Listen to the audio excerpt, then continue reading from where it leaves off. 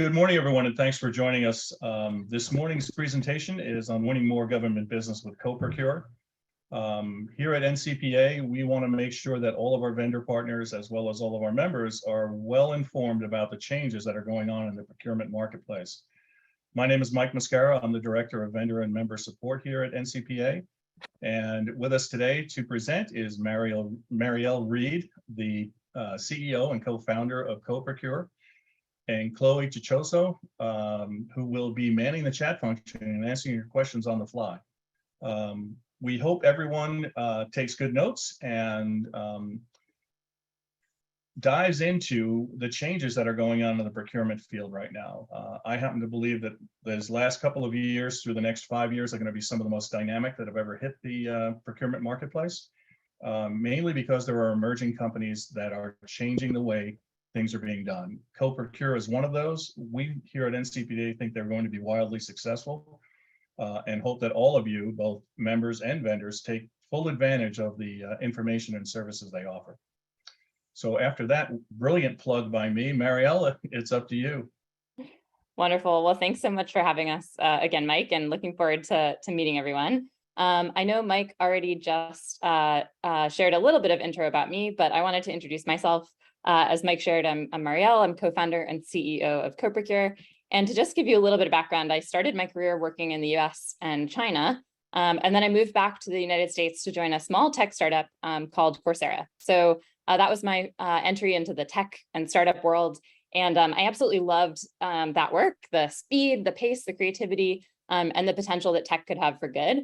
But like so many folks working in the tech industry and living here in San Francisco, I wondered, why are public services so expensive, and how can I be a part of helping government work better?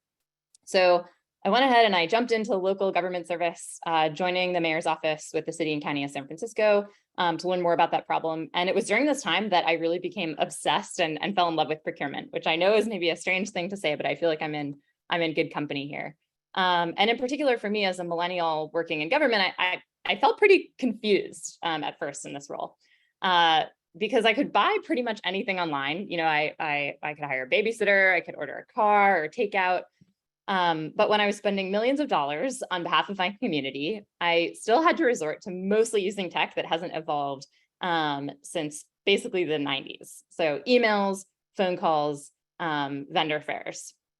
And I thought that's pretty crazy.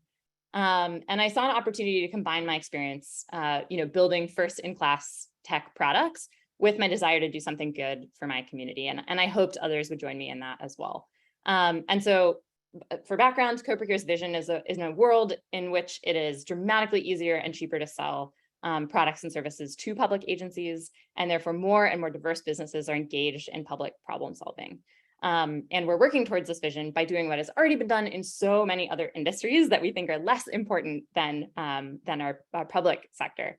We are aggregating and organizing information with the goal of radically reducing costs and making better matches between government buyers and suppliers, those businesses that have the skills to help solve public problems. What's special about our approach is we're purpose-built for public procurement right from the very start.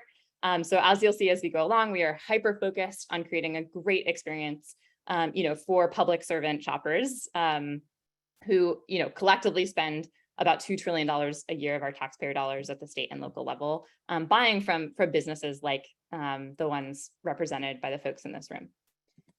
So again, just to sum up, if you're a public servant, our goal is to help you save time and taxpayer dollars by finding the right information that you need. So essentially knowing in a few seconds whether or not there's a contract that exists out there that you can leverage, or if it's worth going out to run a new solicitation from scratch. So having that option on the table and in just a few seconds. And we're collecting that information and putting it all in one place for free. And again, this comes from my own experience and our philosophy that we think as public servants, you should have technology that is at least as good and hopefully better than the tech for our lives as private consumers, private shoppers. I'd be delighted to walk you through how to use the product in more detail if you're representing a public entity. Although from my conversations with Mike, my understanding is most of the folks in the room today are actually coming from the supply side, and curious about how CoProcure can help you sell into the public entity as well. So I'll just flag, like, we actually spend most of our time talking and working with public entities and users from public entities. And again, would be very excited to give you a full demo of the tool and show you how to use this free search product that we've put together. But today we're going to mostly be focusing on the seller perspective. So from CoProcure's standpoint, if you're a seller, we want to help shift the economics of selling into government for you, so that a contract you win can help you not just sell to one public agency, but actually to many. And we think that could actually pretty significantly change the economics of what it is like to enter and serve the public sector space. So again, just to sum up, we're building CoProcure if you're a supplier to help you sell more and at a lower cost. Okay, so I was curious again, just to get a pulse, and I know some of you have shared information, but that was a little bit about me and a little bit about CoProcure, and I would love to understand a bit more about who's in the room, and if you could share again. I don't know the best way to do this, Mike, if there's a question here, if we want to just have folks drop it into the chat. There we go. So if you want to go ahead, and this should be a pretty easy one. Are you coming from a public entity or from the supply side or other? I know we have some NCPA team members here as well.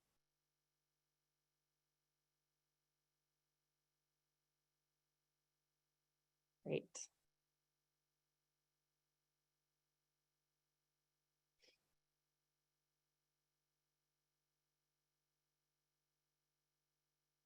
All right.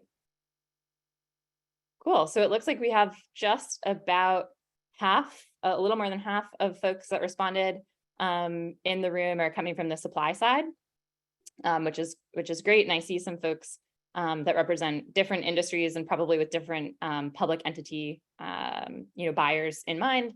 And it looks like we also have some folks from the public entity side. So as I mentioned before, it's great. Excited to have folks from the public sector here as well. We spend most of our time working with and serving public servants. Today's presentation will not be going deep into the product from a public entity perspective, but as I said, we would be delighted to do a demo for you if you are curious about how to use the tool. Great. Okay. And now a couple more questions for you, especially if you're on the supply side. So Mike, I don't know if you want to go ahead and queue those up. But just kind of curious to get a sense of, if you are a supplier, what proportion of your company's overall sales are with public entities? In other words, what portion of your business is to government? Doesn't have to be precise. We're not going to hold you to this, but just kind of curious to get a pulse in the room about where folks are starting.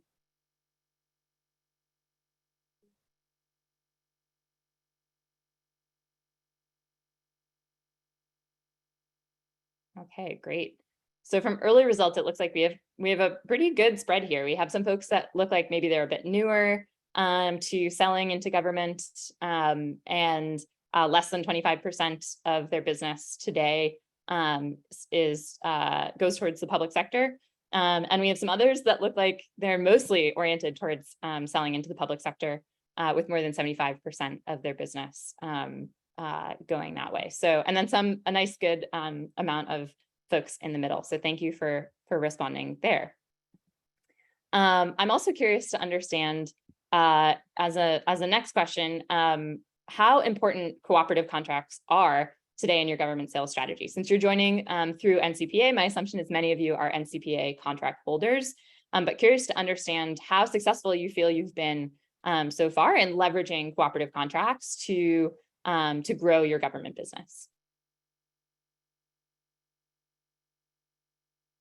Great. So early read on the room looks like majority either somewhat or extremely important. And it looks like maybe one or two folks sort of saying, hey, not that important, at least not yet.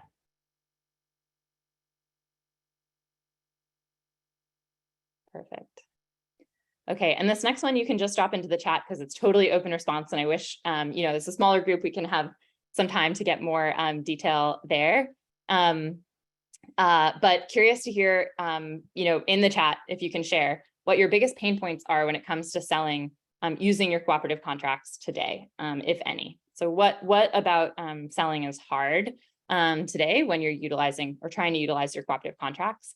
And then a final question, and again, this is open response, so no poll. So go ahead, and if you have thoughts, drop those into the chat. That would be a great place to put them. But go ahead and let us know what you hope CoProcure can do for you.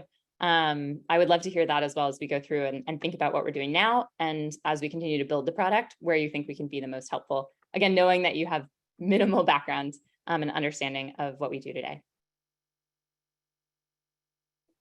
Wonderful. So it looks like we have a couple folks responding saying, hey, it's hard to talk to our public entity customers and help them understand that co-ops are even on the menu or an option. And that looks like there's some legal concerns, challenges with cooperative contracts. I'm curious for folks that have said, there are challenges around legality, if there are themes that come up there or particular questions that arise. Great, Mark's chimed in and shared, there are some restrictions where colleges in some states only support state contracts or maybe have a really strong preference to buying off the state contract rather than national purchasing cooperatives. Oh, great. And Stephanie, thanks for the shout out. I'm glad you use us for searching for suppliers. All right, Chris, marketing your participation in the co-op. That's a great one. Let's see. Yeah. And then Jason also mentioned, hey, national purchasing cooperatives are easy to find. But since some public entities and in particular school districts use local and regional cooperatives, identifying those can be really challenging. We feel you. And again, from my own experience in the public sector, it was oftentimes the case that we would call or email folks in our immediate network or in the region to basically ask, hey, do you have a contract? And we did a lot of discovery that way. And finding those is really hard. Okay, Bill, we compete with companies who pay to play and we don't endorse that philosophy. I don't know if you have a little bit more context to add there. My mind goes to just like huge budgets for advertising, marketing, or maybe even hints at shadier stuff than that, or a sense that there might be something else going on. Okay, well, we're going to go ahead and I'll share with you. These are my goals for us today. So, and again, thank you if you're if you're representing a public entity joining today. I hope this is still interesting to hear about how CoProcure is serving the supplier side. But if you are a supplier and you're joining today, my goals for you are that you understand how public entities are using CoProcure in their buying workflows. So Mike mentioned, the space is changing a lot. We want to share how we're seeing the space change. And how we're being part of that change. We want you to be able to assess the opportunity to leverage CoProcure for your business. And we'd love to at least establish a connection to meet because we continue to build the product and we absolutely love feedback and input. I know Mike probably has a question for me already around like, what negative feedback have we received, or what do we do when we hear negative or critical feedback? And to preempt that question, we love it. Because that's how we understand how to solve the right problems, what those problems even are. And we're continuing to build our platform from the perspective to make sure that we are solving the right problems for the right groups of users. So we really invite your feedback, and we're excited, if nothing else today, to make the connection and open up a line of communication between you and our team as we continue to build the infrastructure for sharing these contracts and discovering these contracts for the public sector. Okay, so at a high level, I want to chat a little bit about how CoProcure is helping to change the way that public servants buy. I mentioned earlier my own experience as a public servant was quite frustrating because I felt like I was spending way more money on way more important things than what I was buying in the private sector in my personal life. And yet the tools were vastly inferior to the options that I had available as a private consumer. So the way CoProcure is helping to change how public servants buy is, again, you all probably recognize this. On the left, we have the option of going out for a new solicitation. Typically takes anywhere from 4 to 24 months to actually complete the entire purchase when you're creating a new contract from scratch. And CoProcure basically takes this philosophy of like, hey, there's so much work that public agencies have done all around us at essentially every single level of government. And it should be really easy to figure out, is there a contract that I can use now that allows an alternative for running a new competitive solicitation process? Or is it actually worth me as a public servant to go and run that new solicitation process? So again, using a cooperative contract, this should be familiar for those of you that are cooperative contract holders, but allows a public entity to point to a solicitation, a competitive solicitation process that's already been conducted, and skip having to run a new bid or solicitation themselves, and be able to purchase in a much faster amount of time. So where does CoProcure come into play? So we've basically aggregated contracts from hundreds of sources. So we have most of the big national purchasing cooperatives, as well as, I know it came up in the chat, thousands of contracts from state and even local public entities as well. And so the goal is, as a public servant, I should be able to type in plain human English, no commodity codes, exactly what I'm looking for. And I should be able to see all of the contracts, and by extension, all of the suppliers who are available on contracts that I can use now, again, from those national and regional purchasing sources, from states, and even from my neighbors in a region. And so that's what we've built to date. This is just a screen grab of part of the experience on CoProcure. I encourage you to go on and check it out. And as I said, if you are representing a public agency and want to get into the details of how to run search and how CoProcure can be helpful for you, happy to follow up and schedule a demo with you. So I think the thing to be aware of our approach is we are taking a very government buyer first approach. And I think one of the most important things as we build a product, and this is something I borrowed from the startup ecosystem as well, is to really be focused on user needs. And as we think about user needs, primarily we're focused on buyers. So we have built a product the government buyers, procurement professionals love, and that has really guided the product direction. And you can see it in these quotes, and you can also see it in our growth in the last year or so. These are all entities, different public entities that are users of CoProcure. It's a time lapse over the last year or so. So pretty exciting in terms of the number of public agencies that are leveraging CoProcure as the first stop in their purchasing journey. In other words, when they're like, hey, I had to buy something, does a contract out there already exist? Can I go on and find it before I move on to maybe running my own search like I used to with calls, emails, visiting separate websites, or reaching out to folks in my network, or again, just running a new solicitation process. Okay, this part is important because it's pretty special and unusual. I know when I talk to my family members, they're always asking me, wait, like, if you're not actually focused on generating revenue yet as a business, how are you actually a business? So we think of ourselves a lot like Google or other companies that raised venture capital, so took on investment in the early days in order to build a really capital intensive resource and go after a business opportunity that's much larger than one that we could pursue if we had to monetize from the very beginning. So CoProcure is venture backed. We raised venture capital to be able to build this product, to be able to poach engineers away from great companies like Stripe and Palantir and all of these, Facebook and all of these tech companies, and leverage their talent to build for the public sector. And again, being funded in this way allows us to focus on building something of value for governments as the first priority and not face pressure to monetize immediately. So I know as suppliers, you probably have a lot of questions. At the top of that list, I'm sure, is how do we pay for this? If we're totally free for public agencies, how does CoProcure make money? The short answer for now is we're not focused on that. We don't. CoProcure is totally free for you for now. In the future, we plan to always be free for public entities, period. So again, the same way that services like Expedia and DoorDash and Care.com wouldn't charge you to run a search, CoProcure just never wants to charge public entities to find or access this information. And that should make sense, I think, if you're coming from the supply side or the buyer side, really, as well. We don't want to have to be procured in order for you to find this information. We think it's sort of not appropriate to take public information and sell it back to public entities. That makes me prickle as a former public servant.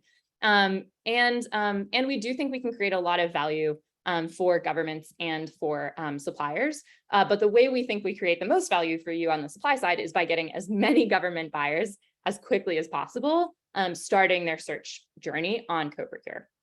So again, at a high level, we're free, we'll always be free for public entities. Eventually, we anticipate charging you, the supplier. We don't have any paid offerings at this time since we're so early in this process. So the product at the moment is totally free for you. And as we start to introduce monetization and figure out how we'll price, how we will charge, you will definitely receive advance notice about that timing, the fee structures, and so on. But again, before we charge you, before we set up any road blocks to participation, we want to make sure we're creating something of value for both sides. And we really have been focused on serving that government side as a way ultimately to serve both sides most effectively. Okay, so let me share a little bit now about how CoProcure can help you sell more at a lower cost. And then I'm looking forward to answering your questions as well. So at the very highest level, we match high intent government buyers, so folks who have a purchasing need coming from the public sector, with businesses that are pre-qualified to sell to those public entities through their contracts. And we have tens of thousands of visits a month, thousands of search sessions that are all high intent. So this makes us also really special compared to, say, like, I don't know, an Airbnb or a DoorDash or something like that, where small purchase value and folks might just be browsing. The folks that are coming to CoProcure from the public entity side most often have a specific thing that they need to buy, where they have budget allocated and they're planning to make a purchase. So that's, we think, really exciting. And our job as the sort of technology infrastructure partner is to match that intent to purchase with your contracts and to help you connect with a buyer on a contract that you've already been awarded. And again, for us, it's like, hey, we shouldn't be asking public suppliers that sell into the public sector to spend a lot of money going through a new process every single time if you've been pre-qualified and there's a way to work with you sooner and faster. We think ultimately that's really important for lowering the cost of participation for suppliers and getting more suppliers to ultimately participate in serving this public sector market. So once more, this is free for you if you're a public sector participant always, and it's free for you at least for the foreseeable future on the supply side, that we will expect to monetize the supply side in the future. Okay, just want to share a couple of examples here of how we've been helpful. Here's an example from higher ed in Texas. So this buyer reached out to a supplier via CoProcure's contact supplier flow, looking for a particular type of e-learning software, and was able to complete the purchase and issue the PO in about a week. And then buyers can reach out to you via email, via phone. Here are a few other examples when a buyer clicks into a contract and is able to just hit contact supplier directly through CoProcure. And for instance, the vendor below, again, sold several charging stations to Martha's Vineyard Airport on Cape Cod in Massachusetts. I love this one because I grew up on Cape Cod. So it was really fun to see buyers from my hometown that I've never met or talked to actually leveraging the service to make purchases. Okay, and here's another example from the city of Redlands. They were able to contact a supplier in the end of June and complete a significant purchase by the end of August using a quote that they received off of a cooperative contract that they discovered on CoProcure. And as you can see from this screenshot, this was a new buyer to CoProcure who had never used us before and who is excited to come back and use CoProcure again after this experience. Okay, and finally, here's an example I love from a public procurement professional at the county level government in Kansas, who was able to make a purchase from a veteran-owned business based in Colorado using a state of Massachusetts contract. And the reason I love this example is the vendor in this case didn't even realize that they had been awarded a contract, in this instance from the Commonwealth of Massachusetts, that they could use to sell into government. So they were quite pleased when CoProcure reached out and helped them win new government business with an initial purchase value of more than $100,000 off of a contract that they had already won, but didn't actually know was visible to buyers and was one that they could use to generate more sales.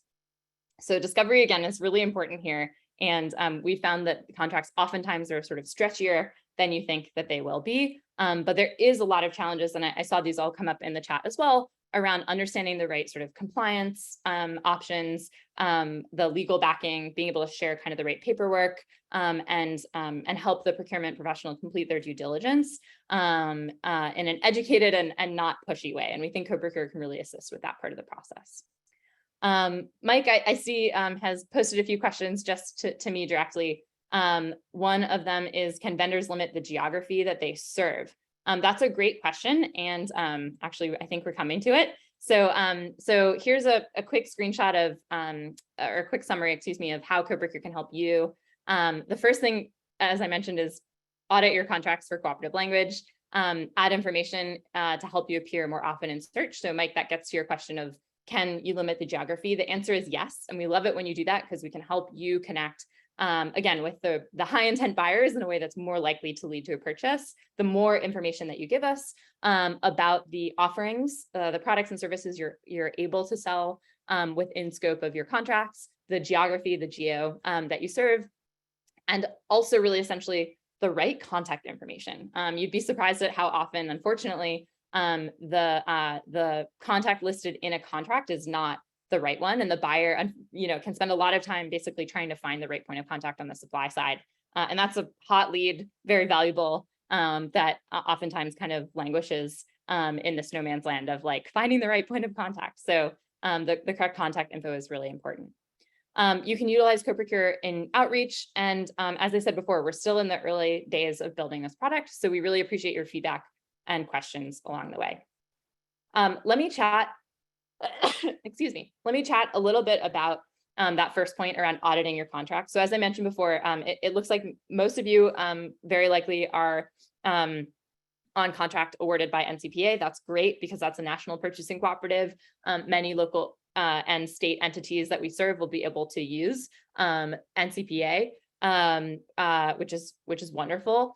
One thing I think that suppliers often don't realize is the contracts that you've been awarded from state entities and from local entities as well may also be contracts that you can use to sell to other public entities. And so we have some resources, and I can share these in a follow-up note as well, but we have some resources that just help give a preview of what does that language actually look like. And we do encourage you to go through and take a look at the contracts that you've been awarded and just see in the solicitation and the contract award document if there is cooperative language. It can be cooperative procurement, it can be called intergovernmental use, it can be a piggyback clause, but oftentimes those contracts that you've already been awarded can actually allow you to sell to other public entities. So if you're not sure how to do this or you want help doing this, CoProcure can support you in this process as well. And we may even have some contracts that we've pulled from the sources that we get directly from public agencies that are ones that you may not have realized other public entities can use to work with you. The second thing, and I definitely want to emphasize this, is the more information that we have about your business, the more help we can be in making sure we're matching the intent of a government, what they're looking for, with you and other businesses that can fulfill that need. So I encourage you, and again, I'll follow up via email, to go ahead and go to sign up on CoProcure. You can claim your business by doing a claim profile flow. Please note that you have to have at least one cooperative contract in order to be listed and show up in default search on CoProcure, because we serve buyers who are looking for contracts that they can use to purchase. And so once you complete that claim flow, we'll verify your business, and then you can update information about your business.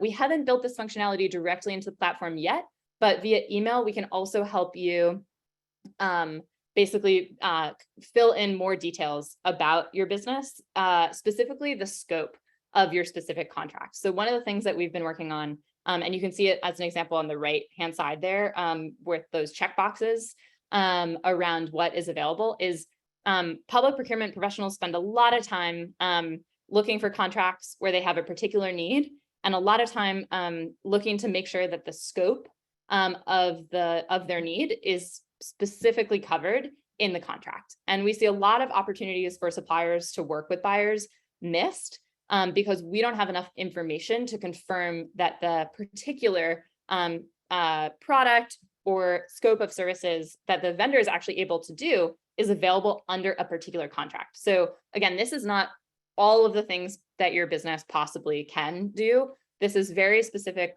taking a look at the contract that you've been awarded, what products and services fall under the scope of that contract, and how do we extract and pull out the keywords to make sure that your business is appearing in those buyer searches. Great, and I'm going to pause here and just take a very quick look. It looks like we have a couple of questions. Let's see, so, okay. One is, can vendors search and reach out to target agencies and buyers? For example, California Public Schools, we'd like to make them aware of our master agreement. Great, so that actually gets to my next point, which is utilize CoProcure in your outreach. So there is no functionality on CoProcure to contact or target public entities or specific public entities at this time. Again, we are building CoProcure with the buyer experience first and foremost in our mind, because it's really important to us, again, that we maintain a space that government buyers really want to come back to. So I know we've gotten a lot of feedback around, hey, could I have the email information, or could I have the contact info? Will you sell the information of the folks that are visiting? I'd like to reach out to them. And we don't do that because as you can imagine, the sort of thing that we put that through in our head is like, if I were a public entity buyer and I was on CoProcure and then I left CoProcure and I got spammed from my search, would that be a good experience? And the answer is very, very clearly no. What you can do is reach out to your targets and definitely make them aware that you have these contracts. So I think one of the things that CoProcure has seen suppliers do quite effectively is to, instead of trying to share all of the contract documents or like link to a Dropbox file or a Box file, leverage their CoProcure profile to share the whole menu of options of how you can be purchased by public entities. Because your end user, your champion, the person who really wants to buy you, is going to have to work with their procurement team to make sure that the documents are compliant. And that end user doesn't always know what the specifics are around compliance. Speaking from the public procurement perspective, the procurement professional is going to need to see a lot of that documentation. They're going to want to diligence how that solicitation was completed, responses, pricing. They'll have all these questions, and instead of like the mess of sending that around back and forth via email, it's really nice to just point them to one place where we have all the documents. The procurement professional can do all of the diligence, and we've seen end users actually directing procurement professionals to profiles as well. So while we don't have a functionality, Glenn, to let you directly message as a vendor, you should totally take your profile on CoProcure or the award documents, again, if it's just that one contract, and make sure that your buyers are aware. Because again, the value in the pitch of like, hey, we have a valuable product or service to offer you, and you don't need to do a new solicitation in order to work with us is super helpful. Yes, so Jason, great question too. Is there an option for suppliers to co-promote CoProcure in prospecting, something like find us on CoProcure with a link? We love that. Again, because we think it's really valuable to have a third party that curates all of these options so that governments don't feel like you're trying to, push them to only one option. It's really nice to be able to see, okay, cool, you have this one, you have this one, you have this one, given our agency's needs, our agency's compliance requirements, which one is the best one for our public entity. So yeah, lots of codes. That's great. Love the tongue twister. So we encourage you to do that, and we can follow up with some examples on how to do that as well. Okay, great. And Chris had a question as well. If we register now at no cost, will you give us the option once cost is determined to opt out if we desire? The answer to that, Chris, is of course. But our goal right now is to be so valuable to you and so reasonable in the value that we're creating and transparent about that, that it's a no-brainer to want to continue to work with us because you get to see the value of the work that we're doing. And again, coming from the public sector, I feel like, man, this should already exist. It's crazy that this doesn't exist yet. And I'm personally so excited, as you probably saw too, to be operating and building with an awesome team in a space where the opportunity for making profit and building a big business is so well aligned to the kind of impact that we want to have in the world. So Chris, the answer is, of course, yes. But we hope to demonstrate that we're valuable to you, and that it will be a no-brainer to continue to work with us as we, again, continue to aggregate all of this demand and purchasing intent on behalf of you and other suppliers who would like to do business with public entities. Okay, and the final thing is, please connect with us, share suggestions, share questions and feedback. As I said, like, our goal is to create a delightful experience. Like, coming from the public sector, the tech tools that we have are so terrible and so far behind what is available to us as private consumers. We think that is ridiculous and that it's totally overdue to be building user-friendly, delightful experiences, and that is wholly possible in the public procurement space. As I said before, we'll be upfront and transparent. I know Mike and I have chatted a lot about this, where it's like our main focus today is still on, 90+% on designing a great experience for government buyers, because we think that that's how we can ultimately provide the best value for everyone, right? The more buyers that are in one place, the more value we can create for suppliers as well. But as we continue to grow, we hope to hear from you on the supply side too. Getting your feedback on the product, hearing your suggestions, and especially that critical feedback helps us stay focused on solving the right problems and understand what those are.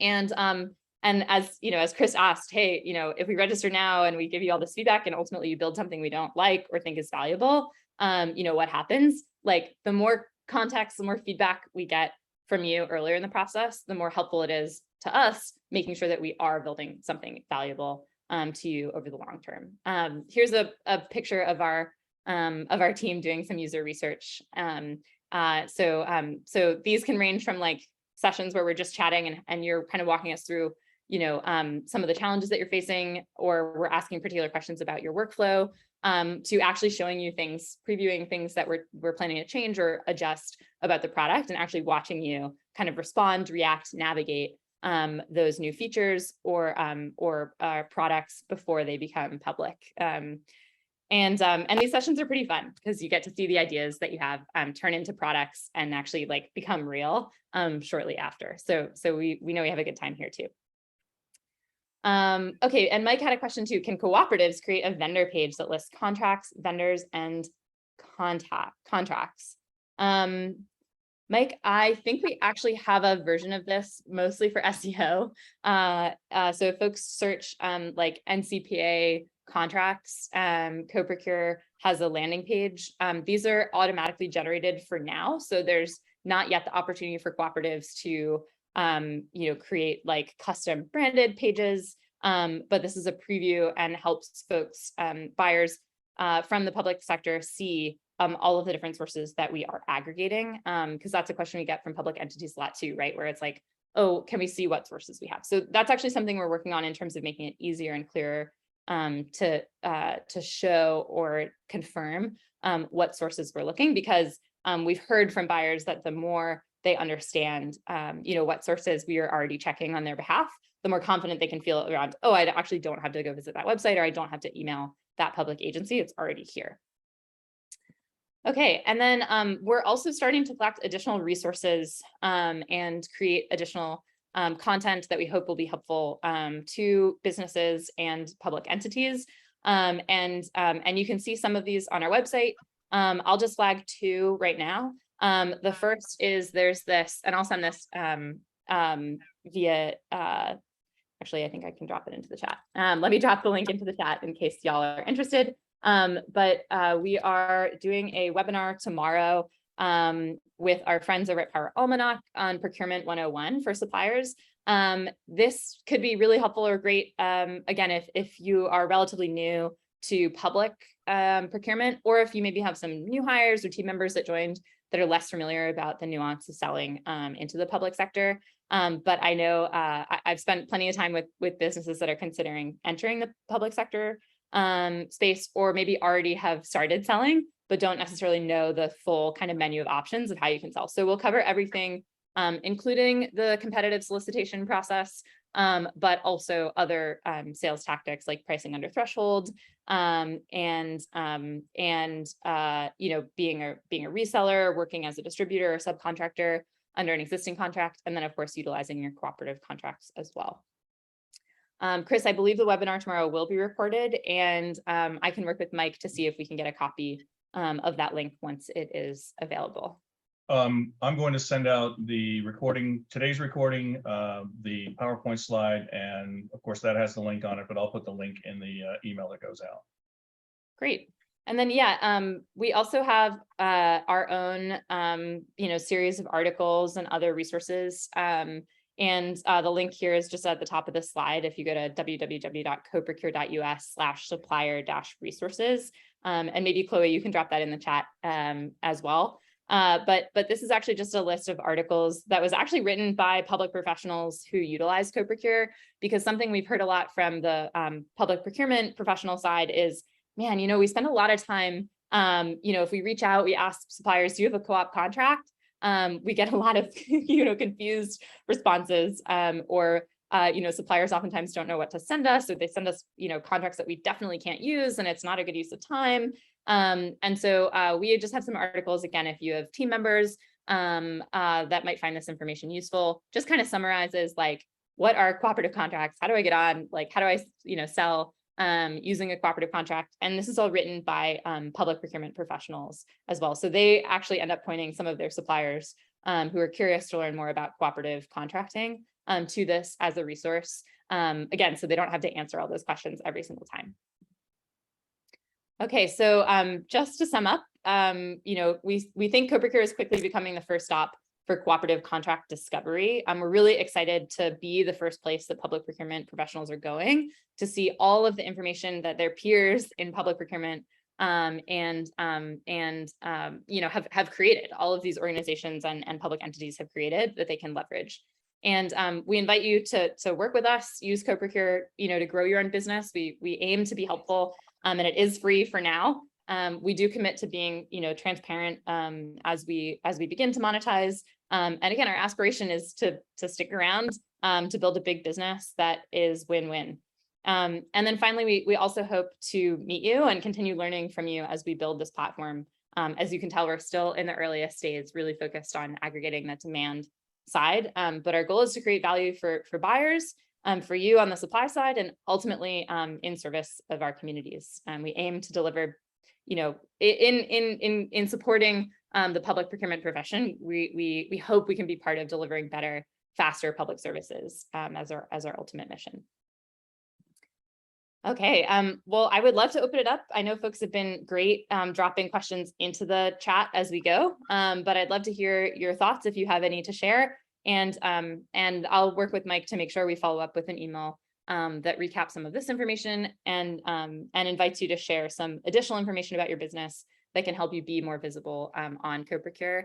Again, it's totally free. We wouldn't take your money even if you tried at the moment. But there is information that you can give us that will be advantageous to your business. And that invitation to add information is open to all suppliers across the platform.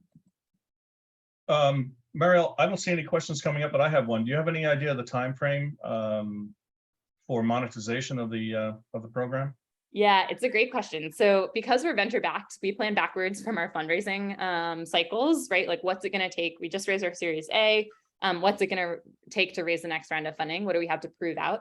And for CoProcure at this stage, the most important thing to still demonstrate is that we've built an engine for acquiring government buyers on CoProcure. So getting buyers to be aware and to come visit CoProcure as their first stop. That is repeatable. So when we raise additional funding, it's very clear, hey, this amount of dollars will allow us to bring on X new public agencies, like support the awareness and sort of growth of the demand side.